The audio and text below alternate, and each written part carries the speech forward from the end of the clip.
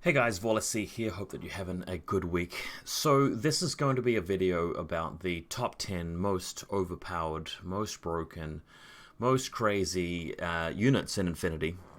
And if you guys just want to get straight into it and you want to just be entertained by my top 10 list, I'm going to put a timestamp in the description somewhere where you can just fast forward straight to that part, because as always, I'm going to begin the video by probably doing a very long speech about all of the disclaimers and criteria and context and my general thoughts about this kind of thing before I actually get into the issue. And look, I know that a lot of people are here just to be entertained and to be offended and to be shocked and to have a chance to maybe attack me as a result of this opinion. And if that's you, just by all means, just go straight to the top 10. But for everybody else who would like to learn, sit with me for a bit while I share my thoughts on this particular matter. So, first thing I want to say is that normally I don't do videos that are like a clickbaity top 10 lists and that kind of thing. I know that a lot of other YouTubers do that. It's a very cheap way of, just pumping out the ideas and entertaining people and getting likes and clicks. I typically don't like to do it. So it's pretty rare. I think the last time I did something like this was my top 10 sort of best CC combatants in the game or something like that. It was like a couple of years ago now, and it was entertaining. But the reason why I want to do a top 10 most powerful units in Infinity is that it actually is the case that there are around about 10 units or so that are actually quite egregious right now, that are actually problematic in the game. And it's not as if like there's 2 or 3 and I have to use filler material for the rest of them. It's also not the case that there's like 20 or 30 of them where, I'm just picking the top 10 just for, marketing and selling the idea to you. It actually is the case that quite close to 10 units are really causing balance issues in this game in general. And if they were just to be tweaked, like if you were just to increase the points value a little bit for each of these units that I'm going to be talking about, Infinity would be a much, much better game.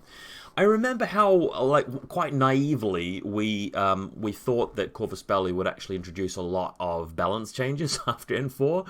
Like, would wait for the game to sit a little bit, and then these tweaks and profiles would be fixed and points values changed. Oh, how silly we were thinking that, Corvus Belli actually would maintain their game in terms of the balance that way. No, they are very much interested in Kickstarters at the moment. Obviously, Defiant's doing quite well. You got Tag Raid now, and they'll continue to be putting out these side games because they do make money, and that's something which they can rely very well on. Tweaking, Army Builder for Infinity players is not really a priority because a lot of people are just going to buy the models anyway. It's just how it is. And look, I'm not necessarily criticizing them. I probably do the same thing in their position. I'm just sort of letting you know that this top 10 list of profiles is unlikely to be changed, and the balance of Infinity and 4 is likely to stay the same for a really long time, like the foreseeable future. We have heard a little bit of rumor about changing to the Link Team rules, and we've heard a little bit about maybe Human Sphere for N4. So that could shake the game up, but I just don't think that the underlying problems that we're going to be discussing in this video are going to be fixed anytime soon. So just giving you my outlook. I'm not saying that Corvus Belli necessarily is going to fix them or should fix them. They've got their own problems to worry about. I just want to sort of let everybody know what the reality of that is, okay? So next up, I know that this is going to be the kind of video where it's, controversial and people want to attack me over it. It's not like I'm out here spreading, vaccine and disinformation or something like that. I'm actually just talking about Infinity the game, which can be quite subjective at times, can be objective at times as well, but just please be respectful if you really feel the need to, try and tell me why I'm wrong about stuff. It's a natural thing, but I can just see now that people are going to be nitpicking, not over whether or not there's a problem in balance, but just over, ooh, you picked number 3 and this should be number 5 and this other one should be in the top 10. That's generally how these things kind of tend to go. Before we talk about the specific picks that I have, there are a lot of honorable mentions because there are a lot of things in Infinity that are like overpowered in terms of units and profiles. So I'll just run through some. In N3, I thought the Libertos Mine Layer was just the most egregiously unfair profile It has taken a hit because you've only got 15 slots for your list now, because it's lost a couple of abilities, because there's other really good things in the game and powerful things in the game now. Liberto Minelayer not in my top 10 list, but I still think it's broken. I still think it's way too cheap for what it does. And if I'm playing a vanilla faction like Combined Army or Aleph or something like that, Yu Cheng, I'd be putting the Liberto in there almost always. Similar sort of thing with the Helot SMG like rocket launcher. I think that it's just a stupidly cheap profile for what it does, but you know, it's powerful in maybe a bit of a one-dimensional way. The units I'm going to be talking about on this list have just so many different things going for them in so many unfair different directions that they sort of leave units like the Helot behind. I'm not even putting Norkius and Shishkin in this top 10 list, even though I think they're absolutely busted. Like, a lot of things in the Combined Army roster really are a bit more powerful than they should be. And, you know, I've only got 10 slots for, like, all of the factions, so there's a lot of stuff in there that I personally love and just continue to be putting in my lists, but they're not going to even register on that top 10. But they'd be close, right? Same with things like Posthumans, just extremely efficient, and were definitely one of the top things in N3, but there's been so much power creep in the game that we're starting to see them sort of come down relative to everything else. Other thing about Posthumans is that their Mark II got a little bit of a nerf. Thinking out through it, there's a lot of characters and things out there, like Durok didn't make it into my list. Margot and Durok are extremely powerful from Ariadna. Some of the JSA stuff like Tankos, just really cost efficient. Again, there's so many units in the game which have that really good cost efficiency to doing their one job. But my top 10 list is really just reserved for the most unbalanced, the most unfair, the most problematic things in terms of balance that are way up there. Some of the tags, I think the Marut, the Sphinx, I think they're the Cutter. I think they're just a little bit too cheap for what they do. They need a little bit of a tweak there. But again, they just don't make the cut because, again, I've got 10 units that I want to talk about, and it really just does come down to those at the end of the day.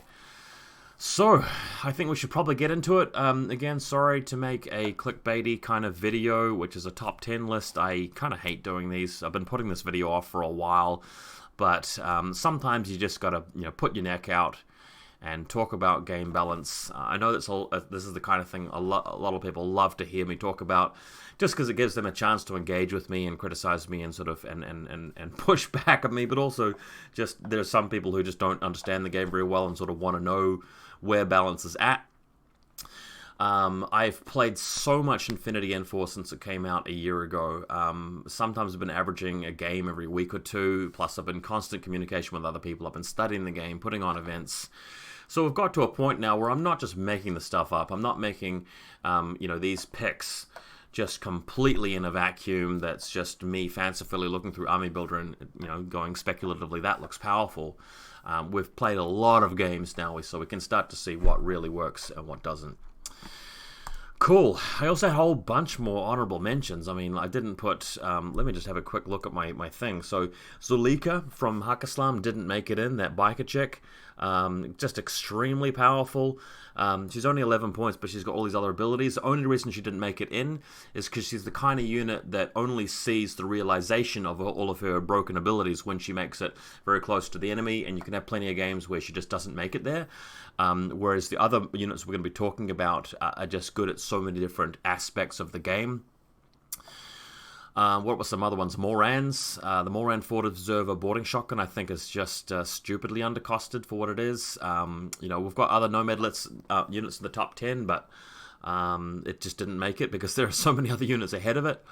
The Noctifer missile launcher is a unit that I used to take all the time, and now it just doesn't even make it into my combined army list because the power creep has just gotten so far out of hand that, there's this queue of units for your army list, and the Noctifer is somewhere down near the 20th rank, and because there are those other units that have to go into the list above it because they're so much more powerful than they should be, it just doesn't make any sense. I could keep going for a while with this honorable mentions thing, guys, but it's time that we got into the list. Okay, coming at number 10. Let me minimize my little webcam thingy. The Asawira. And again, it's close. I think a lot of people are going to look at this and go, well, this shouldn't be in the top 10. There are other stuff above it. How can you pick the Asawira when you've got the Shishkin and Norkius? Guys, it's close. I think Norkius is far more powerful than he should be when you've got the combination of his movement speed, his dodging ability, all his weapons, Brathion, +1 burst in close combat, and he can shoot a little bit. And there's this and there's that, and you've got him being able to get into Marcus state. So it's crazy. With Shishkin, you might say, well, she's better than Yasawira because she's better at shooting. She's got Brathion in that close combat. She's got the nano screen. She's got this. She's got that. She can also wildcard into Shazvasti. The reason why I think the Asawira is a little bit more overpowered even than Shishkin and Norkius is that he's just got a couple of egregious abilities that put him over the top. Yes, he can shoot just as well as Shishkin and Norkius can, pretty much. Difference with him is he's got an armor-piercing Spitfire, which is a really big deal in the meta now with N4, being able to take on tags and heavily armored targets, whereas Shishkin can't do that. So that's actually quite an important point. He can wildcard into Assassin Baram, which is a more powerful sectorial, I think, than Shazvasti. But for me, I think the two abilities which really take the cake for this guy is this combination of Berserk, given that he's very resilient and very good in close combat, and the fact he's got regeneration as well. So that's the area that I find the most offensive. And I don't just mean offensive in terms of him attacking the enemy. I mean offensive as in Corvus Belli's rules offending me because he's just a bit too powerful for what you pay. You can have a situation quite easily where you berserk in, you trade with something really important, and he just passes a regen save. Or he's having a shootout with something, and eventually, they get the better of him, they waste a bunch of orders, he goes unconscious, and then you take a regen, and he's just comes straight back up again. And Shishkin and Norkius, they've got a Brathion, so in some ways Brathion's better, but regen doesn't require you to get into close combat and munch something up first. So I tend to feel it's a bit more disgusting in some ways.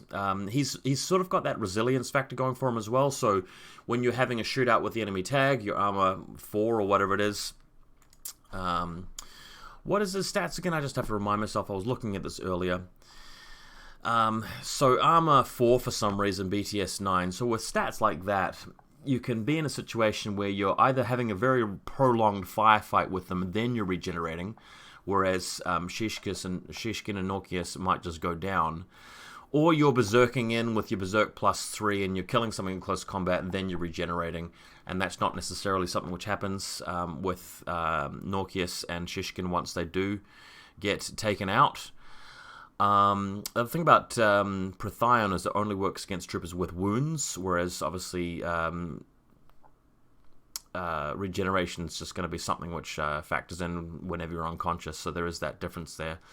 Again, it's close, and if you come away from this video thinking, nah, dude's definitely wrong, it's definitely Shishkin, Norkius in that top 10 list, not this guy, then by all means, there's an argument. We could easily have a pretty good debate about that. So I think with that in mind, let's just move to our number 9 on the list pick.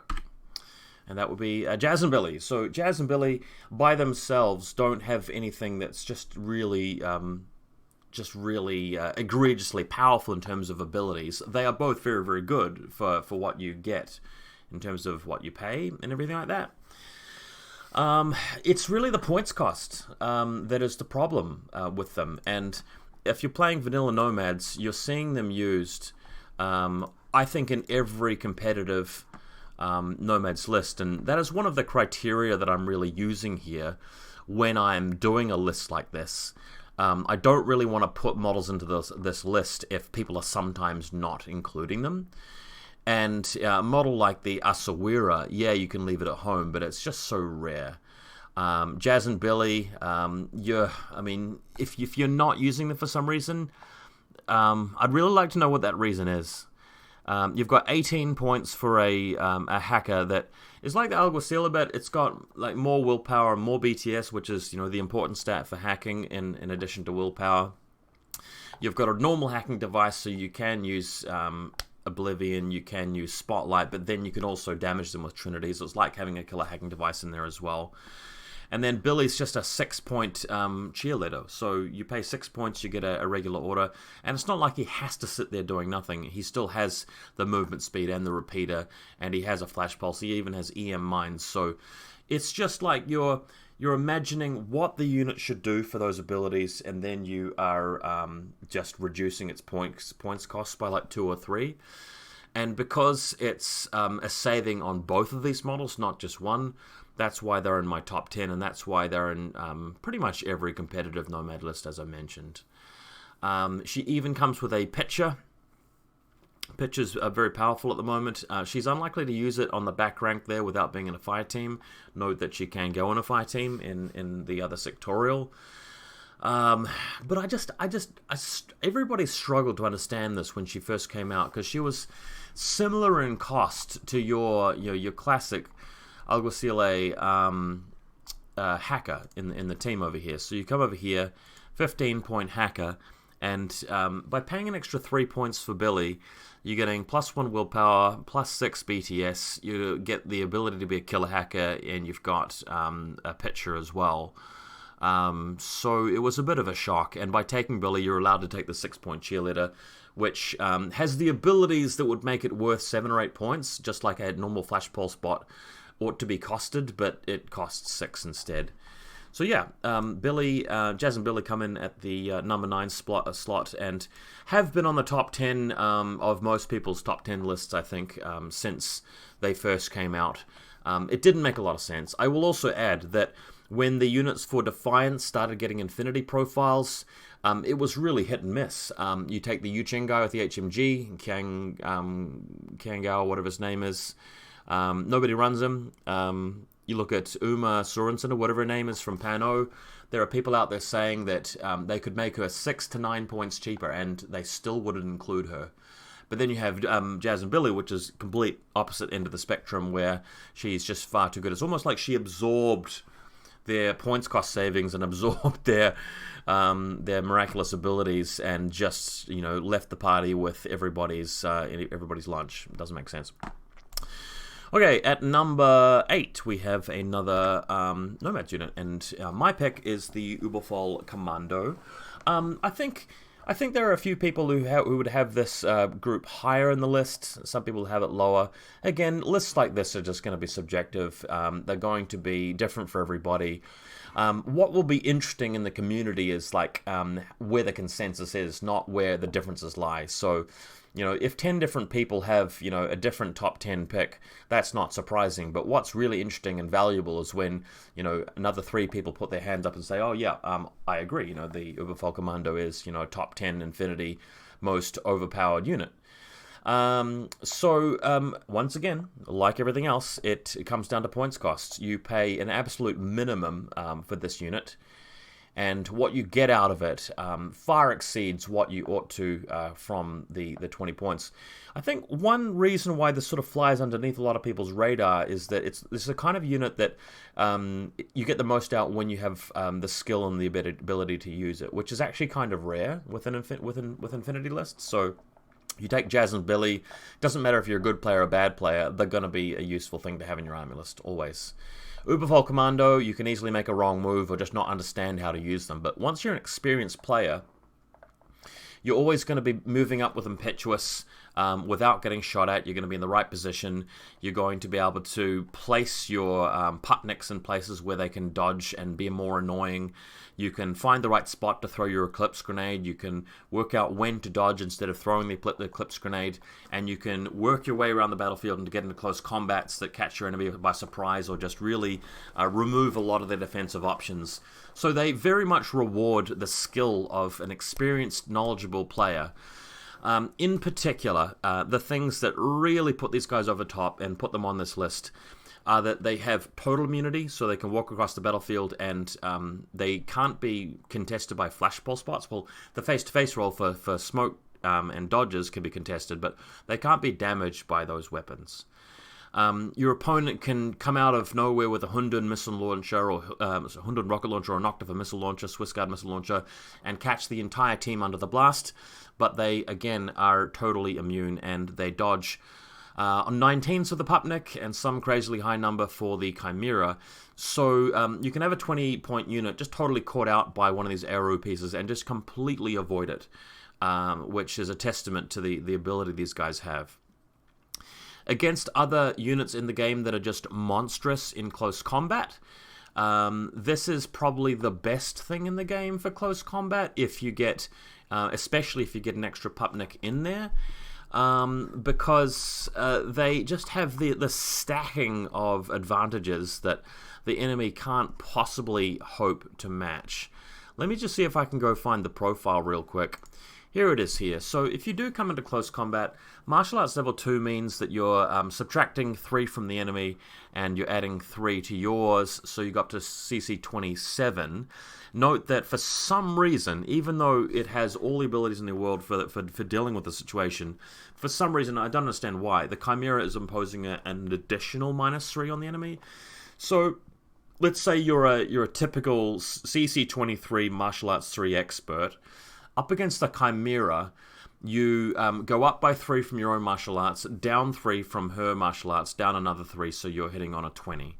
And the Chimera's hitting you back on a CC 24, because she goes up 3 and then down 3 for yours. So it's 24 versus 20. And then as soon as she gets a Pupnik into close combat, she's burst +1, so she's easily going to beat you there. But it gets even worse than that, because she's also got Natural Born Warrior. So what's happening there is that your CC 23 guy actually doesn't get to use his martial arts at all. So you come down to 17 from 23 because of martial arts and CC attack, or at least I think martial arts and Natural Born Warrior work together. I'm pretty sure they do. And the Chimera is going up to 27, and +1 attack for every, +1 burst for every Pupnik. And the Pupniks are worth like 1 point, so getting them to close combat, like, having them expendable, it's just no biggie. And then for every hit that she gets on you, it's a viral hit, which is devastating. So pretty crazy once you gets into close combat. Models like Shinobu, Kitsune just don't stand a chance. Most of the other close combat stuff just dies. And you're killing them with a CC 20 unit. Like, you go in there with Achilles, and Achilles just, he has no chance whatsoever against this group. Achilles is close to 70 points. You have only 20 points. And going in the Chimera just by herself is enough to beat Achilles. If you go in there with one Pupnik, it's just history. It's just all over. No chance for Achilles there. And if you happen to have like 2 or more Pupniks, it might only take 1 order to just delete him. Now, you might be thinking that these guys could just be shot during their way in, and that would make sense for a 20-point unit, meaning you actually have to use it carefully. They do have Eclipse Grenades, though, so hitting on a 16, you throw the Eclipse Grenades, you walk into the Eclipse Grenade, you're dodging around. These guys have additional dodge speed, additional, plus to hit with dodge. So getting into close combat is actually not that hard, again, if you're a good player. And they even have climbing plus as well. So going up walls on top of roofs and buildings, very easy to catch models that are hiding, snipers and that kind of thing. And that's why you actually see these in competitive Nomads list. Foreign companies should be taking them. And they are in the top 10 for that reason. I think I've said enough about why they're there. One detracting thing is they're not good in all aspects, so they're not sort of also good at being a specialist, they're not also good at shooting, but given how much power you get out of them for just that 20 points, means that they really should be used. At the very least, you've got an irregular order for 20 points that you can spend in the army, but a lot of the time they're defending and they're attacking just superbly. One way I like to play them is to actually have the Chimera in total cover and just put the Pupniks out in the open. And when my opponent's coming towards my deployment zone, if my opponent shoots at the Pupniks, they're dodging on 19s, and yes, some of them are going to die, but any orders that they spend shooting at them are just kind of like slowing them down for not killing the rest of my army. And the Pupniks aren't the ones generating orders, and sometimes on dodge 19, you're just going to live, and just going to be weaseling your way, blocking paths and getting closer to them, or just firing off discover rolls, even though they're very low willpower. It's stuff that you're getting just for free. For that reason, I just think that they're a little bit gross. I think that this unit could even be fixed by making the Pupnik 2-point instead of 1. You could even make it 3-point instead of 1, and you'd still have a pretty good unit, to be honest. Or you can make the Chimera cost more. Either way you do it, I don't mind. They just need to be more expensive. Like if you had a 26-point Chimera and a 2-point Pupnik, that might nerf them a little bit too much, but it comes pretty close, and they'd still be better than a lot of other units in the game. Great, okay, next, and you guys are going to be surprised at how low down the list this next model is, but it is the Avatar. And the Avatar isn't like in top 3 for me, because it's more about the efficiency of the model in a lot of different situations. The Avatar is a model that does have some weaknesses. When you're in a firefight with other things, there are some things that can beat it. The Avatar does have a little bit of vulnerability against being hacked, so pitchers coming across the battlefield and isolating him is not great for Mnemonica. Despite a lot of the buffs he's had with remote presence and everything, I do believe you have to choose between using Mnemonica or going unconscious with remote presence and reviving yourself later. So he's got these little weaknesses here and there. But this is definitely a model that comes into the top 10 most broken and overpowered and unfair units in the game. Mostly down to his ability to transfer his 2 lieutenant orders to the rest of the army, while still being this absolute monstrous threat long-range shooting. And you're working off the new Enforce system. Well, I say new, it's been around for a year now, where a crit doesn't automatically cause a wound, so you've got a guy with armor 9 in cover, effectively armor 12. So there are very, very, very few guns that can actually beat him and do damage to him. And you've got to get past the fact that his mimetism -6. So unless you've got like a Kamau sniper with AP rounds or a Marut, and it's those models' active turns, you're kind of like playing a losing battle against the Avatar. If you try to attack this guy with just a plain old BS-13 heavy machine gun, and that's it. Let's say it's in a link team. BS-13 heavy machine gun burst 5 against 1 Avatar. Yeah, I think if you're trying to do that, there's something wrong with your evaluation and understanding of this game, because you are risking a very important piece and a bunch of orders, and one very likely outcome of an entire turn's worth of shooting in that case is going to result in the Avatar not dying, or the Avatar beating you, and you are actually the one that dies in that case. I'm not really kidding or making that up. I wish I was, but it's just such a problem to try and take this guy on at long range, and it's not helped that he has come drastically down in points as well. So again, the same remediation is recommended. If this guy just cost a few extra points, I think that would be fairer. Another way to fix this is just to stop him from having that bonus order here, and I think a lot of people find that to be the issue. I mean, we haven't even talked about the fact that he's got a Sepsator. ECM Guider really helps from being knocked out by that guided missile.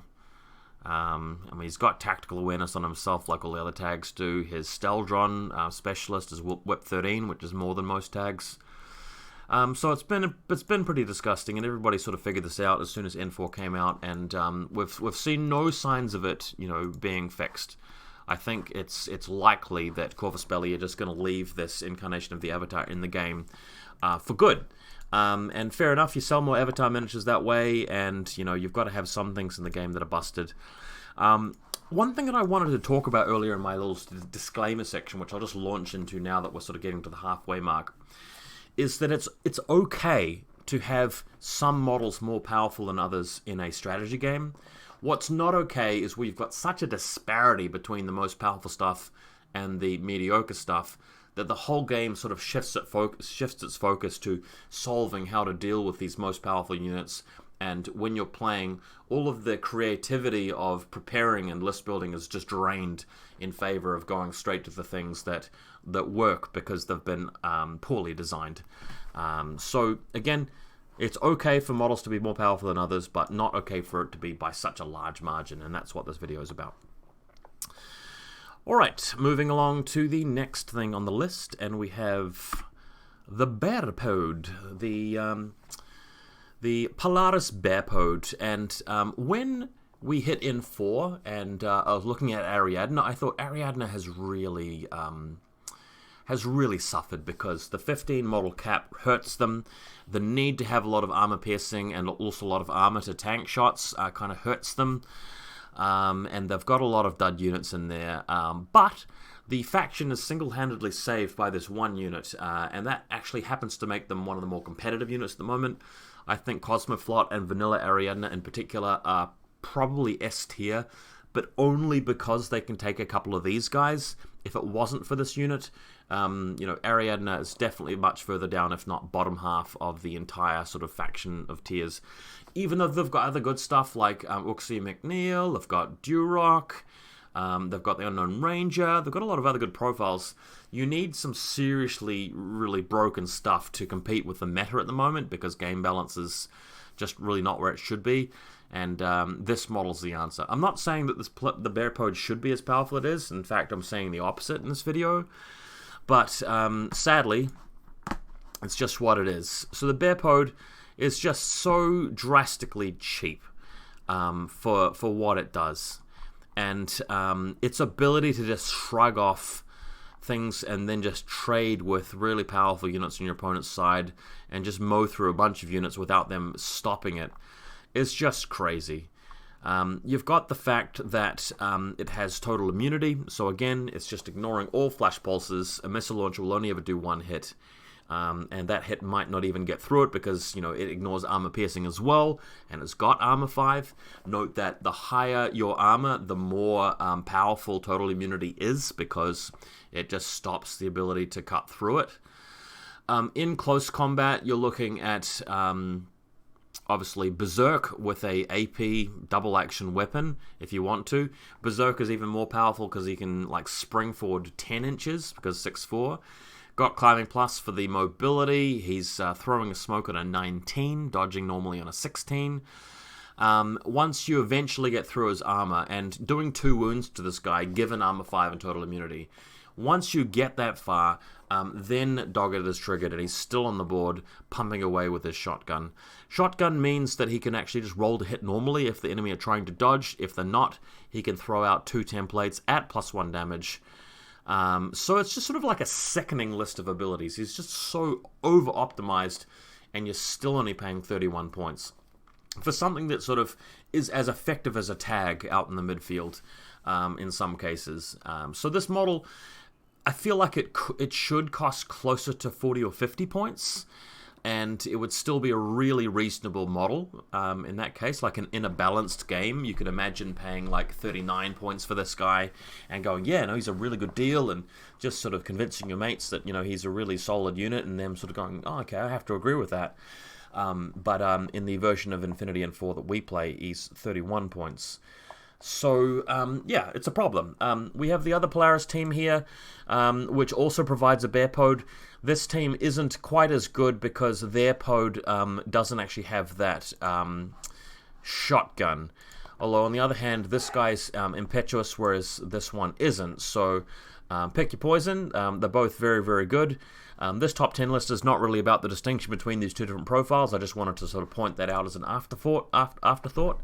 What is agreed, though, in the community is that this unit is too powerful. It is too undercosted, and it's just not really fair that Ariadne have this, and Yuching, O12, units like that, a faction like that, just basically have nothing that's really on that sort of level. Ooh, okay. So that was the bottom half. Let's look at the top half. What could be more powerful than these guys? Well, let's just go through it. So, some of you will have this much lower on your list. I have Bit and Kiss up here. What happened with this unit is that Corvus Belli accidentally made it so that you could put Kiss into Cybermask state, meaning that you'd have a Cybermask model that would also have a repeater, and they had a couple of complaints about that and decided they didn't like it, so their fix, believe this or not, was to put the to basically make it so that the version with the repeater didn't have the ability to cybermask, but to compensate, the version that could cybermask that wouldn't have a repeater attached to it would have a pitcher. And for some reason they made the pitcher version +1 burst, which actually means that when you're synchronized, you've got Bit firing a pitcher across the table, BS11, and then you've got Kiss firing a pitcher at the same time in the same order, and he's got +1 burst, so you're firing a volley of 3 of them, right? Now, where that gets a bit nutty is that you can shoot long range if you want to, and because you're throwing 3 dice, the chances of landing at least one of them is actually really, really high. So let's go down and find pitches. So right out to 24 inches, you're -3, and out to 40 inches, you're -6. So if you throw 3 dice, the chances of one of them coming up 5 or less is not bad. It's not bad. So if you get Bit and Kiss within 24 inches of their pitcher target, note that you can have another 8 inches on top of that for the actual range of the hacking area it provides. Well, then you're hitting on 8s on 3 dice, which is very, very plausible. 5s on 3 dice, not that great, but you know, it's just one order, and if it works, it doesn't work. And you've got Icadrons nearby to refill your pitches if you want to have another go at it. But the idea is that this unit changes the meta drastically when you factor this in. You're not having to commit to a whole link team backing up, you know, a model with a couple of pitches and firing it that way. You've just got lonely old Bit and Kiss for 20 points, walking out there and throwing their pitches around. And it changes the meta such that any hacker on the table that is not a marker state is just dead meat. It's just a goner. Because then you just start activating Bit. She's got Willpower 13 BTS6, and she's got her Trinity, or you're getting Norkius to do it, or an Anathematic who's like Burst 4, hitting on 19s with Trinity, and you are going to wipe out their hackers, which means that so many enemy units just aren't good for army lists anymore. You know, stuff like the Asura hacker was never any good. Now it's just, you know, completely trashed here as a result of this. A lot of you know, hackers that are support hackers like Danavas, stuff like that, if they don't become cybermasked first, even stuff like the Interventor, which is normally really strong, BTS9, you know, if you spend a turn or even half a turn or even a couple of orders just hitting it with Trinities, it will die, and often it's the Lieutenant. So this particular unit just shuts down and punishes enemy models that ought to be normal, and that's one of the reasons why they're just so overpowered as a result.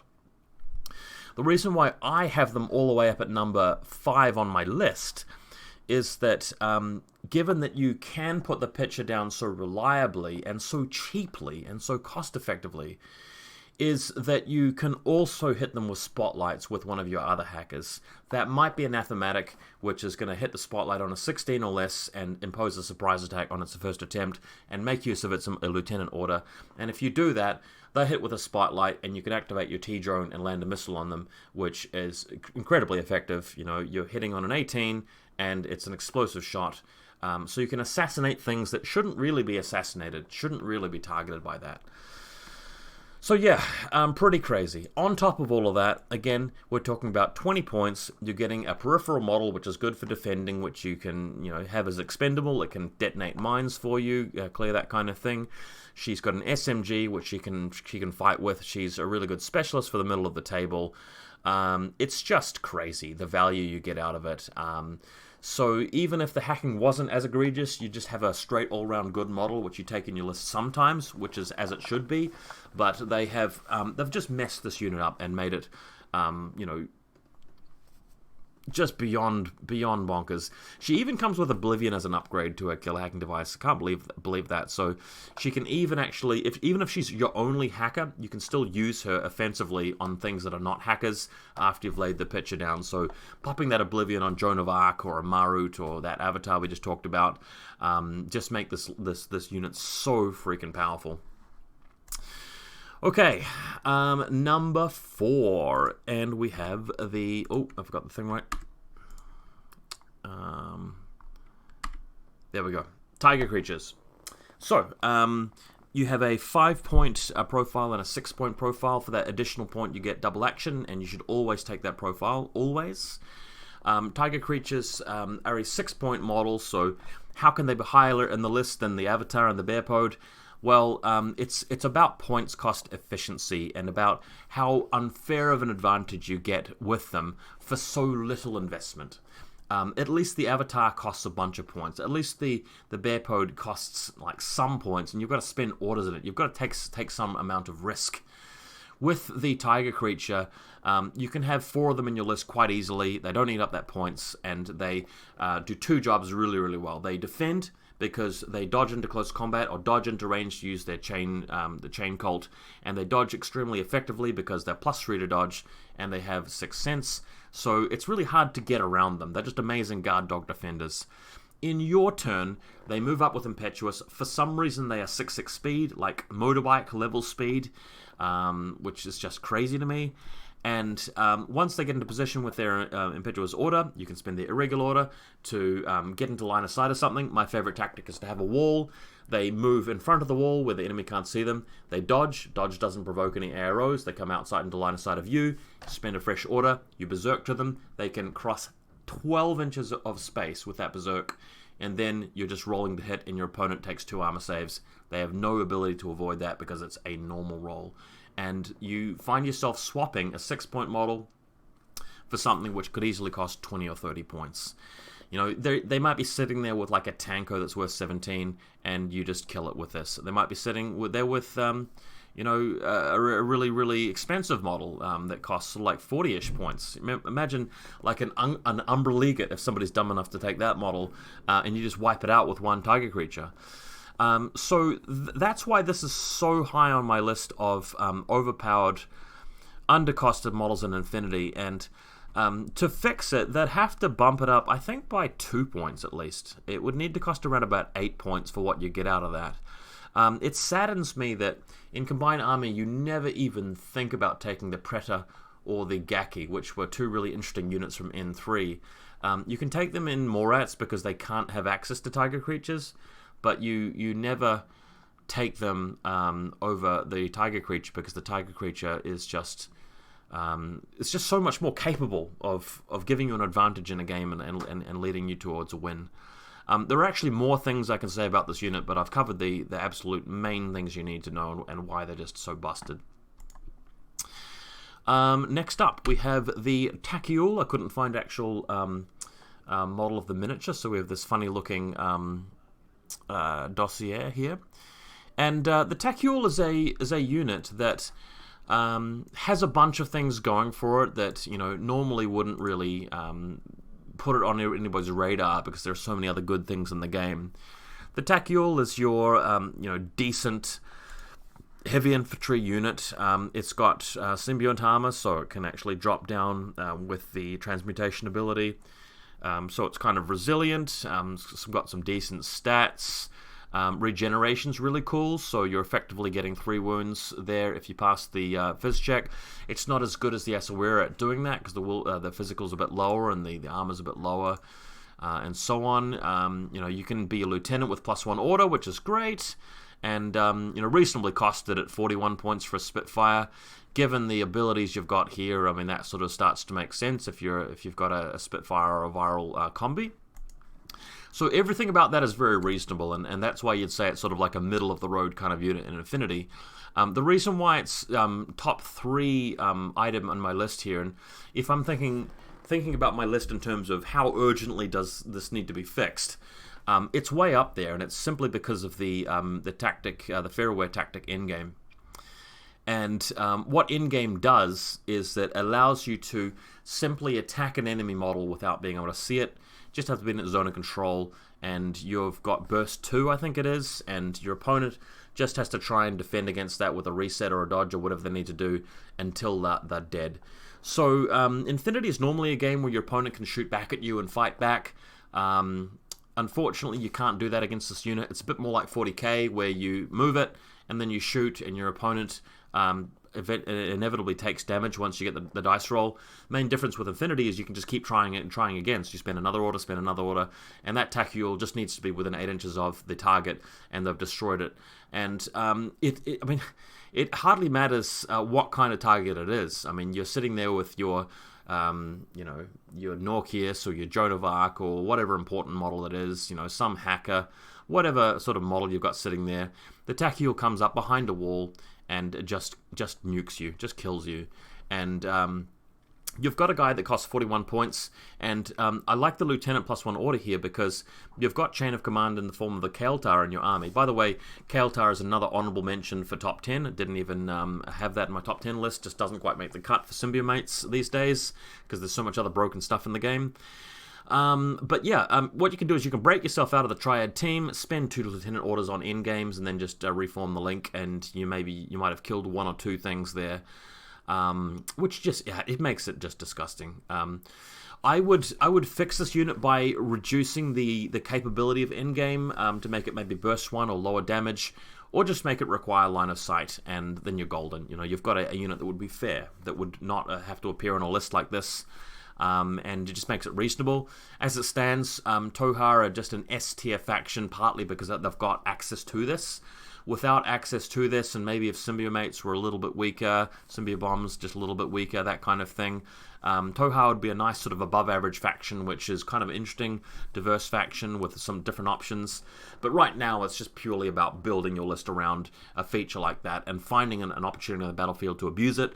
You'd probably have the Tachyon sitting there with the Makul in the Triad for Eclipse Grenades, and then you move up to them. They can't do anything about it. You attack them through and just waste them. So it's kind of a sad unit, really, that it's powerful in a way that your opponent just has very few things they can do about it, and that's just sort of what I find disappointing. Alright, number 2 on the list, we're getting up there. It is the Daylami. The Daylami seems like such a humble unit. How can it be better than the Avatar? How can it be better than a Bearpode? And again, it just comes down to the advantage in the game that you get relative to the points that you invest in that model. And hilariously, the model actually did get a points increase, which shows me that actually we should have a sliver of hope. It is possible for Corvus Belli to come in and actually make changes to the points values of units.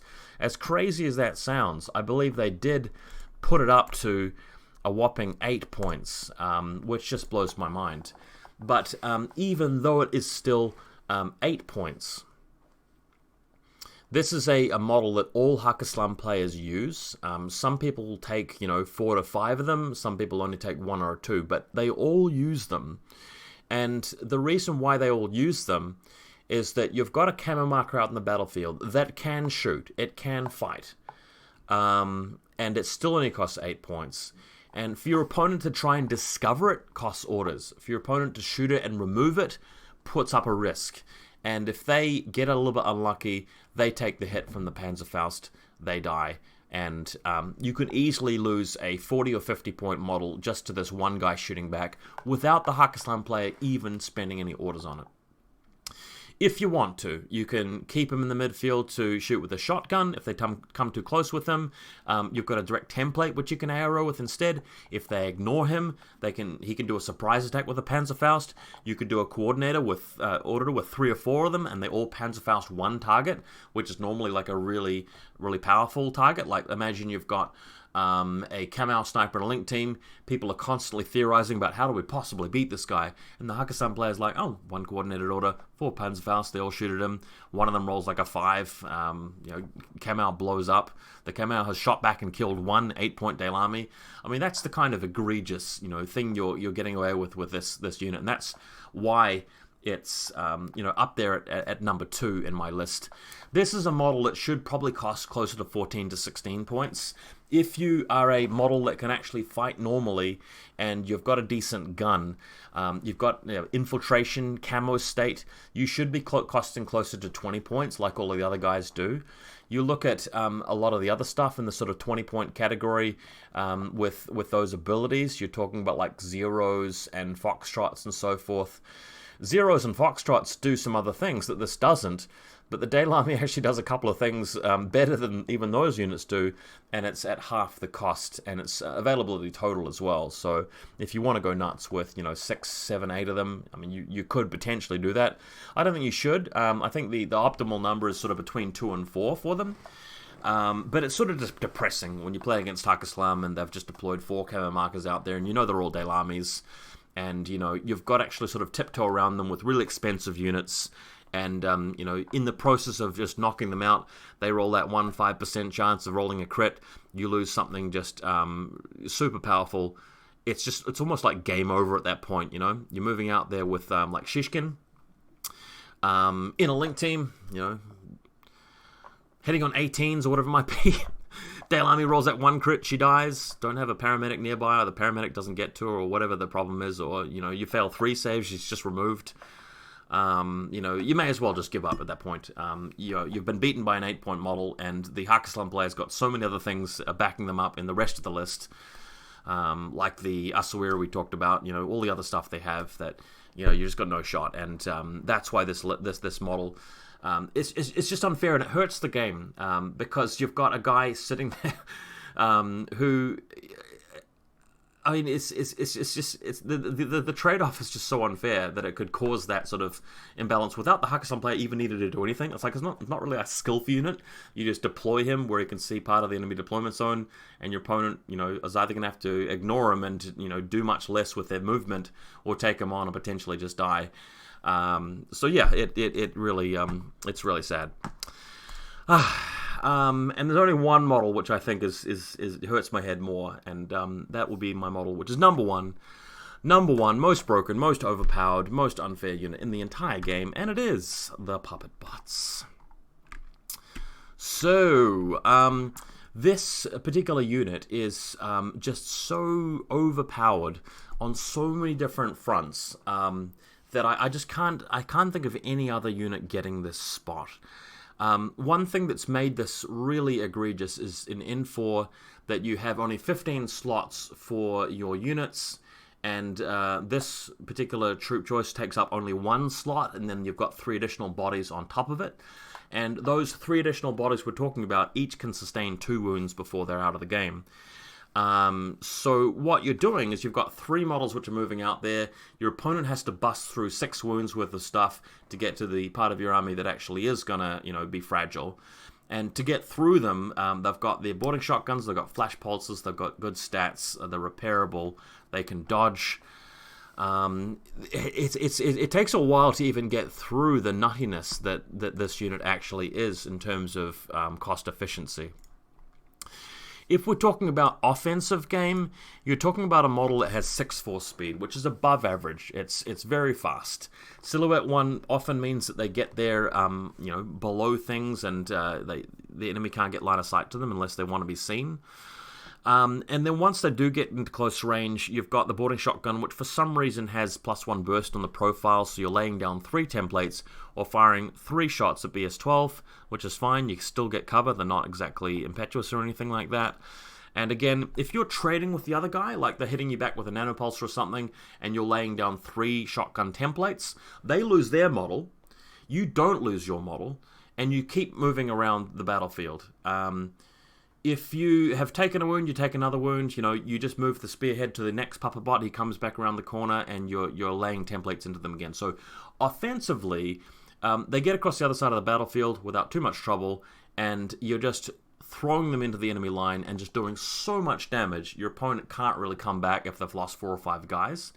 If you kill a couple of things and just leave the Puppet Bots there in their deployment zone, they've got to spend the better part of a turn actually clearing them out.